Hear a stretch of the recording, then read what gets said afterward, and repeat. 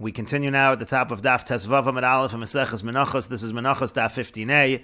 On the previous summer, there was a machlokas tanoim in the Mishnah, both by the Shtei HaLechem and the Lechem HaPonim. Again, the Shtei HaLechem are accompanied by two kevasim, by two lambs, and the Lechem HaPonim, they're accompanied by Shnei Bazichin, 2 spoons of frankincense. And the machlokas tanoim in the Mishnah is, let's say, one of the loaves or one of the arrangements of the bread becomes tamei. So according to the Chachamim, the other one, which is tahor, can still be eaten. According to Rabbi Yehuda, we don't split and we say that both of them have to go out l'beis hasreifa, both of them have to be burned. And on the previous summer, Rebbe Lozer said that this machlokas in the Mishnah is only lifnei zrika, before the blood is thrown. That's specifically by the Shtei HaLechem, where there's animal karbonos involved. The equivalent of the blood being thrown by the Lechem HaPonim would be the burning of the frankincense and the bazichin of the Lechem HaPonim. But again, the whole machlokas is lifnei zrika. But liachar zrika, once the blood was thrown in the proper way, so then everybody would agree that the tahor one is able to be eaten. That's what Rebbe Lozer said. And then the Gemara asked, well, what is the root of the machlokas by lifnei zrika? What are they arguing about? And Rav Papa says that they're arguing about whether the tzitz is meratza al achilos. The tzitz refers to the tzitz that is worn by the Kohen Gadol. It is generally meratza. It generally affects acceptance even in situations of tumah. And the question is whether it's meratza al achilos, as the Gemara now continues and explains. Rabbanon Savri, the Rabbanon hold, hatzitz meratza al achilos, that the tzitz does affect acceptance even by achilos, even when it comes to eating, partaking from a carbon. Rabbi Yehuda Savri, Rabbi Yehuda holds ein hatzitz meratza al achilos. The tzitz is not meratza. It does not affect acceptance when it comes to achilos, when it comes to eating or partaking of the carbon. And Rashi explains, Rabbanon Savri hatzitz meratza al tumas achilas kohanim. The tzitz is meratza on the tumah of the eating of the kohanim. Lemahave zrika shenizrika alei and zrika mal yasa, meaning to say that now when the blood is thrown, because again it became tamei before the blood was thrown, but now that zrika is going to be considered a zrika mal yasa because the tzitz is meratza. So the blood is considered to have been thrown properly, again by the Lechem HaPonim. It would mean that the bazichin, the levon in the bazichin was burned properly. Umiu, now nevertheless, ki meratza tzitz lemahave carbon ma'alya, the tzitz is going to be meratza, that it's going to be a good carbon. Avol tamei lo mishtere ba'achila, but Rashi notes the tamei one, let's say the tamei loaf of bread, is still not going to be permitted to eat. Because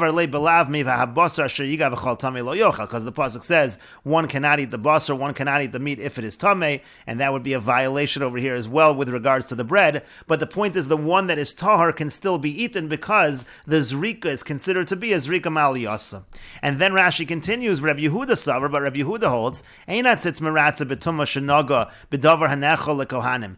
In a situation of tumah that touched something that was supposed to be eaten, like in this case, that tzitz is not meratza, hilkach lo have zrika ma'alya, therefore you don't even have a good zrika over here, v'lo mishteri tar, so there's no way that the pure one is able to be permitted. According to Rav Papa, that is the root of the machlokus between the Rabban and Rabbi Yehuda, whether tzitz is meratza al achilos. We know for sure that the tzitz is meratza in terms of that which is burned on the mizbeach. That is true. The whole question over here is whether tzitz is meratza al achilos, again with regards to the achilas kohanim, when the kohanim are eating from a carbon.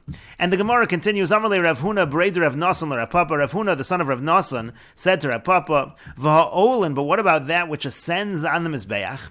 Tahat tzitz meratza al olin, as we said, that tzitz certainly affects acceptance when it comes to olin, when it comes to that which goes up upon the mizbeach. Upligi, and yet we do find there's a machlokus between the Rabban and Rabbi Yehuda when it comes to olin, when it comes to that which ascends the mizbeach.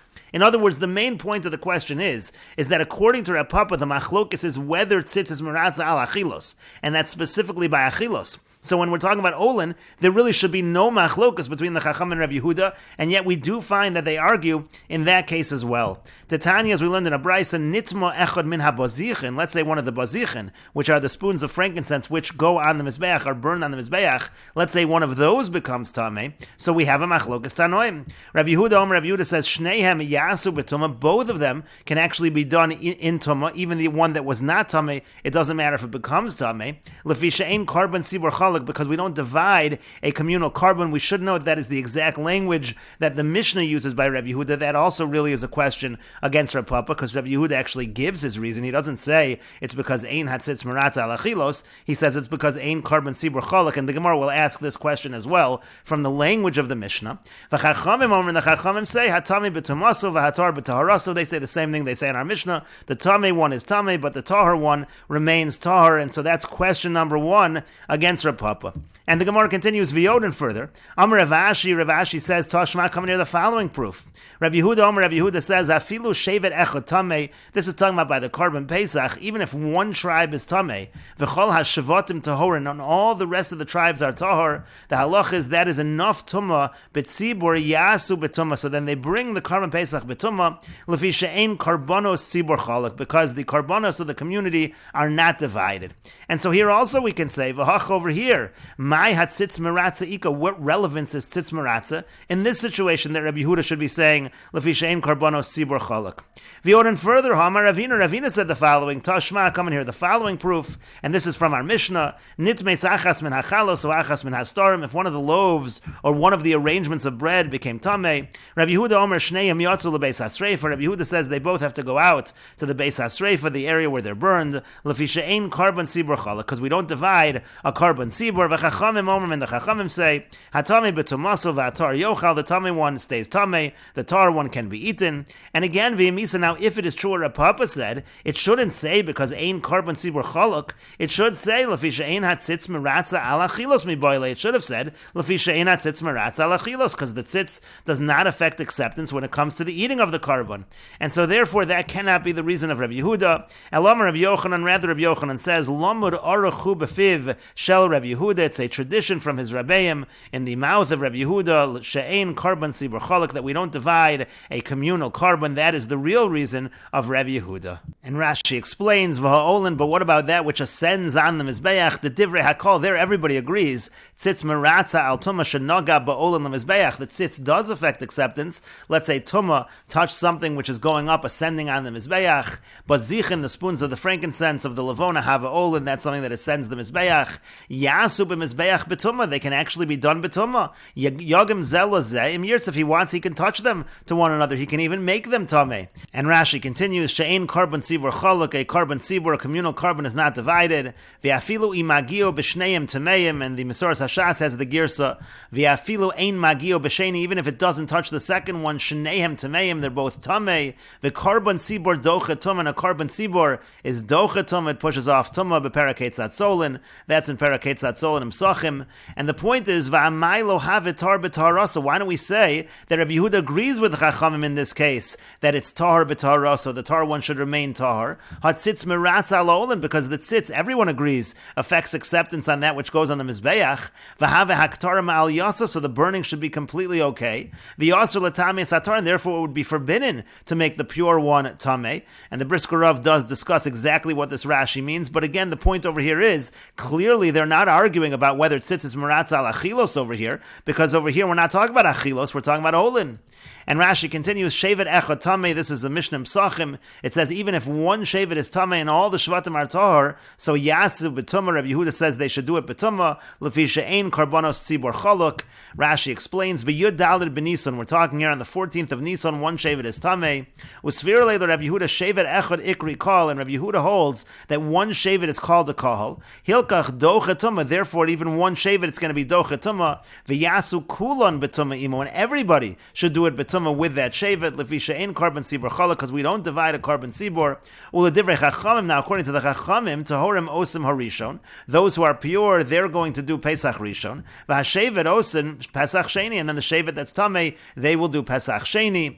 And finally, the Gemara said, Rabbi Yehuda lamed aruch shashana me'rabosav. Rabbi Yehuda learned from his rabbeim again that the real reason or the real tradition is ein carbon sibur chaluk, and that is the actual reason of Rabbi Yehuda. And the Gemara continues with the Mishnah Hatoda. mefageles as halechem, v'halechem eino mefageles hatoda. The toda causes the lechem that accompanies it to become pigul, but the lechem does not cause the toda, the animal that's the carbon toda, to become pigul. And the Mishnah explains, Ketzad, how so? Shachat es hatoda, if he slaughters the animal that's the carbon toda, and he has in mind lechol mimenu l'mocher, to eat from it tomorrow outside the proper time, so then he vehalechem mefugal, in both the animal and the bread that accompanies the carbon toda, it's all pigul. If one were to partake from them, it's eating pigul, and the liability, or the punishment rather, is kares. Now lechol min halechem l'mocher, let's say he's slaughtering the toda and he has in mind just to eat from the bread tomorrow, so then halechem mefugal, then the bread does have a status of pigul, v'hatoda eina mefugalis, but the animal, the carbon toda, is not considered pigul.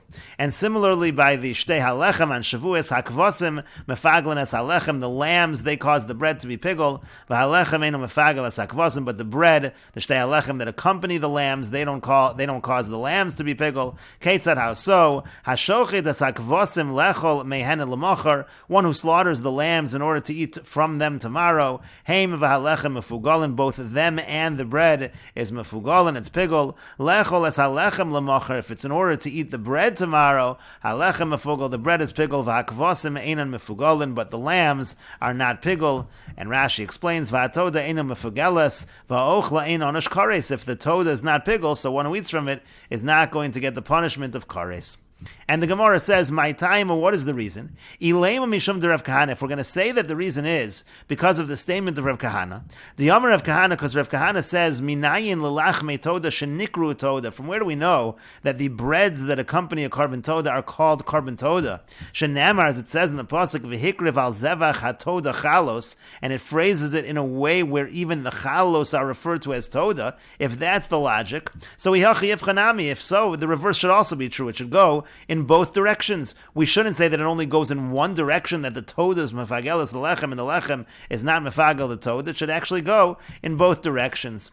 And the Gemara says to that holokasha, that's not difficult. Lechem ikri toda, because we can simply answer the bread is called toda lo ikri lechem, but the toda, the animal, is not called lechem, and therefore it only goes in one direction, as the Mishnah said.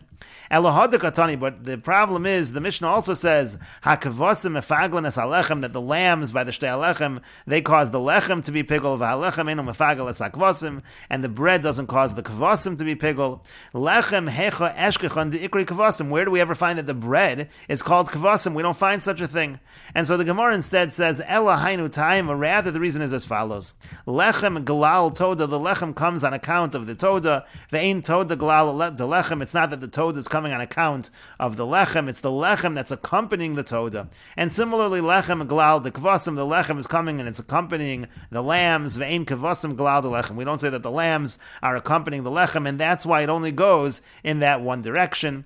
And the Gemara continues and says, with tzrichi, it's necessary to teach both cases in the Mishnah. Diyashmeinan toda, if we only learn this halacha by the carbon toda, hasam hu dechi mefagel belechem lo mefagel toda. There, if the person is mefagel in the bread, it's not going to cause pigul in the toda. Mishum de lo huzkaku zel ze betnufa, because they're not combined. There is no waving by the carbon toda, so they're not combined in any fashion. Aval kivasim, but by the lambs, the huzkaku zel ze betnufa, that they are together in the waving process. So one might have said ki mefagel belechem, and one has a pigul intention by the bread. Lefagli nami kivasim, the lambs also should be pigul. One might have said that, so tzricha, that's why it's necessary to teach both cases.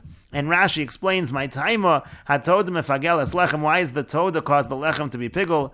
Midhavale lemichta v'hikriv chalos al zevach hatoda. It should have said v'hikriv chalos al zevach hatoda, but it's written v'hikriv al zevach hatoda chalos. It's phrased in that way specifically. Demashma toda hema chalos. It sounds like the toda is the chalos. Hilkach ki amar al menas lechol toda lemocher have a lechem bechlal. Therefore, when he's having in mind intention to eat the toda tomorrow, the lechem is included. Aval toda habehema lo ikri lechem, but the animal is not called lechem. Hilkach ki mefagel lechem lo have a behema bechlal. Therefore, when he has pickle for the bread, the animal is not included. Hakevosim shalatzeres. Again, these are the lambs of Shavuos. Lechem glal toda. The lechem accompanies the toda, meaning toda ikr. The toda is primary. The animal is primary. V'lechem tafel, and the lechem is secondary. The shchitas toda mekachel lechem. It's the slaughtering of the toda that sanctifies the bread. Kedamrinan beperakatoda, like we say later on in perakatoda. Yakr Yaakov Korbono Malamed Shein Alechem Kadosh Ella B'Shchitas HaZevach. The pasuk Yaakov Korbono teaches us that the bread is only sanctified with the slaughtering of the carbon. V'chein Alechem Glal Kavasim. The same thing as the bread that is accompanying the lambs on Shavuos. The Shchitas Kavasim Mekadshim L'Lechem, the slaughtering of the lambs. That's what sanctifies the lechem, the bread. B'Perak HaTcheles. That's in Perak HaTcheles. Toda, when it comes to a carbon toda, ein manifin osayim al chalos. One doesn't wave that together with a chalos.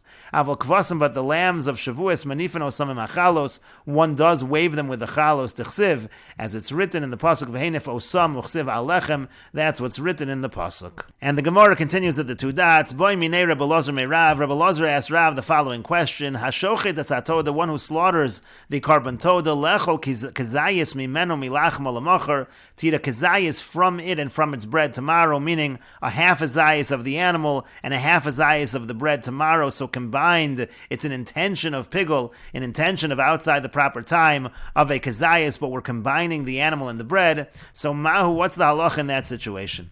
And the Gemara continues and elaborates, Lifgule toda lomi boili. It's not a question in terms of whether the toda becomes pigul, because hashta kulo milachma lo mefagla. We know that the halacha is that if the entire intention would be from the bread, then the animal is not going to become pigul. So mimenu milachma miboy, if it's only a kazayas combining the both of them, is that necessary? Of course, the animal will not be pigul in such a case. Ki kami boili, the question is, lifgule lechem, whether the bread becomes pigul in such a case. Mimitzdarfa toda lifgule lechem, do we say that the animal can combine and now we have a full kazayas intention of pigul and therefore the bread is going to become pigul? Oh, lower, do we not say that? Amar Lei said to him, af bazu, even in this case, halechem mefugel, the bread will become pigul, v'hatoda eina mefugeles, but the toda will not become pigul. The Gemara continues and questions this, v'amai, why should this be true? Leima kal v'chomer, why don't we say the following kal v'chomer?